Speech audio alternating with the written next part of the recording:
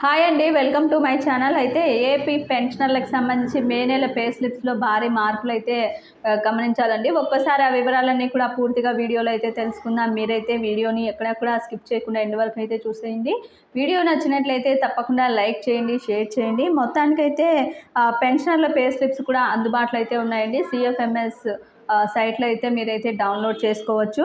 అయితే ఈ యొక్క పే స్లిప్స్ని డౌన్లోడ్ చేసుకున్న తర్వాత ముఖ్యంగా గమనించాల్సింది ఏంటంటే, పెన్షనర్లందరికీ కూడా ప్రతి సంవత్సరం ఎవరికైతే ట్యాక్స్ పడుతుందో వారందరికీ కూడా ప్రతి నెల కూడా అడ్వాన్స్ ట్యాక్స్ అనేది డిడక్షన్ చేయడం జరుగుతుందండి.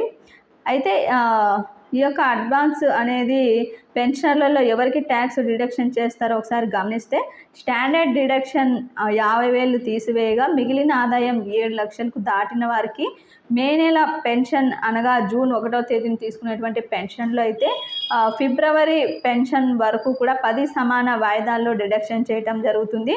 అయితే పెన్షనర్లందరికీ కూడా కామన్గా కొత్త ఇన్కమ్ ట్యాక్స్ పద్ధతిని అమలు చేయడం జరిగిందండి.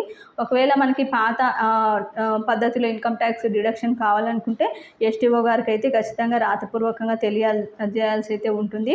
మొత్తానికైతే పే స్లిప్స్ అయితే డౌన్లోడ్ అవుతున్నాయి కాబట్టి అందులో అడ్వాన్స్ ట్యాక్స్ డిడక్షన్ అనేది ఒకసారి చేశారా లేదా అనే విషయాన్ని గమనించాలి. ఎందుకంటే ఒక్కోసారి ట్యాక్స్ పడని వారికి కూడా డిడక్షన్ చేసి సందర్భాలు ఎన్నో ఉన్నాయి కాబట్టి అందువల్ల పెన్షన్ల పే స్లిప్ డౌన్లోడ్ చేసుకుని 1కి 2 సార్లు అందరూ కూడా ఖచ్చితంగా గమనించాలండి. పెన్షన్ల పే స్లిప్స్ అయితే సిఎఫ్ఎంఎస్ సైట్లో అందుబాటులో ఉన్నాయి. అందరూ కూడా డౌన్లోడ్ చేసుకుని 1కి 2 సార్లు గమనించి ఏమైనా మార్పులు ఉన్నట్లయితే మీకు ఎస్టీఓ గారిని అయితే సంప్రదించాల్సి ఉంటుంది.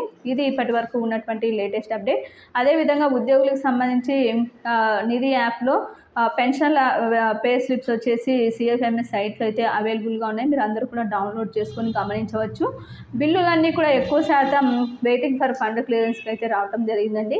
ఈసారి 1-2 తారీఖుల్లో జీతాలు జమ కావాల్సి అయితే ఉంది, కానీ ఈసారి జీతాలు ఆలస్యం అయ్యే అవకాశాలు అయితే ఉన్నాయి. ఎందుకంటే ఎలక్షన్ల కౌంటింగ్ జరగనుంది.